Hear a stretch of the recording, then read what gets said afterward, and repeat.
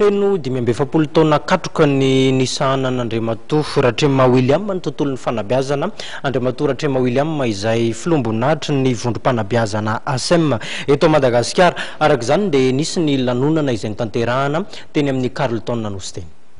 Tao anaty lanonana manetriketrika nankalazan'ny 27 taona nampianaran'Andriamatoa Ratrema William filompamorona ny vondrom-panabeazana ASEM. Tetsy amin'ny Carleton Etsy no nitanterahana izany lanonana miavaka izany.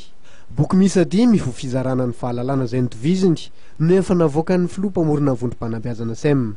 Izany hoe mpanoratra boky fianarana satria everiko fa izaho moa izany nampianatra tany an-tsekoly dia ny hevitra hafa mba tsara raha zaraina mpianatra ivelan'ireo ampianarana ny fahalalana kely ananantena mba hanampy azy ireo izany dia izay ilay boky fianarana izany misy maromaro izy ireo misy aza moa amin'ny tsy tafavoaka no miantony samihafa misy rahabolana nataonay tamandehana mpampianatra maromaro avy amin'ny faritra samihafa saingy noho ny kisendrasendrana ny zavatra dia tsy tanteraka ilay izy izay rahabolana izay zany ahitana amin'ny fitenim-paritra rehetra nefa moa efa tsy tanteraka iny fa boky navoaka koa dia misy ilay hoe misy eo amin'ny 5 eo izy zany amin'izao.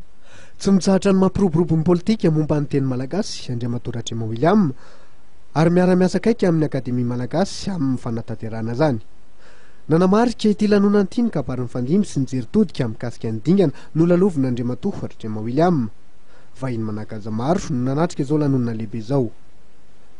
Nilaza moa Andriamatoa Ratrema William fa vonona ny hanohy hatrany ny ady amin'ny fampiroboroboana ny fanabeazana.